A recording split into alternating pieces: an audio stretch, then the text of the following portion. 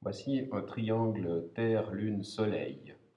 Aristarque s'est intéressé à la situation particulière où la Lune est une demi-lune, exactement une demi-lune, et il en a déduit que cet angle était droit, ce qui est un raisonnement correct.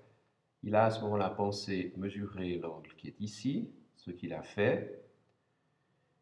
Il a trouvé une valeur qui lui a donc permis d'écrire que le rapport de la distance de la Terre à la Lune à la distance de la Terre au Soleil, dTL sur dTs,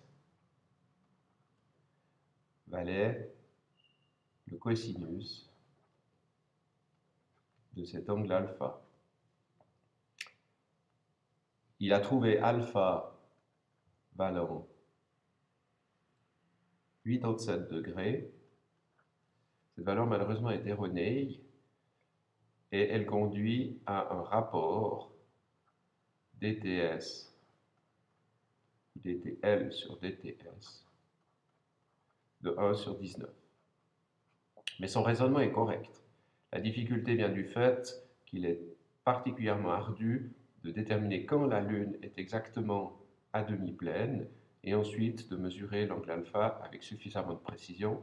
En effet, alpha dans la réalité vaut 89,85 degrés, autant dire un angle presque droit, ce qui nous donne un rapport dTL sur dTs de 1 sur 392.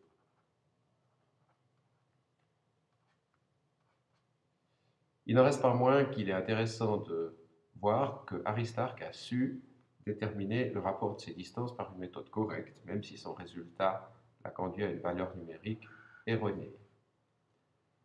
Aristarque s'est ensuite intéressé au constat que la Lune et le Soleil avaient le même diamètre apparent dans le ciel.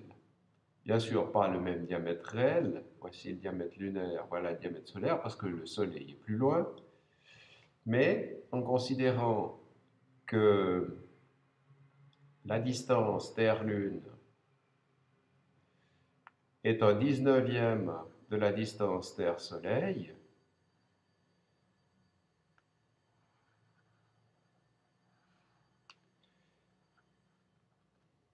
il se retrouve dans une situation du théorème de Thalès qui lui permet de compléter les équations qu'il avait trouvées précédemment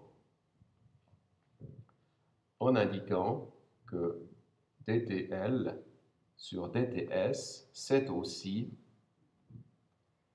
dL sur ds, le rapport des diamètres des deux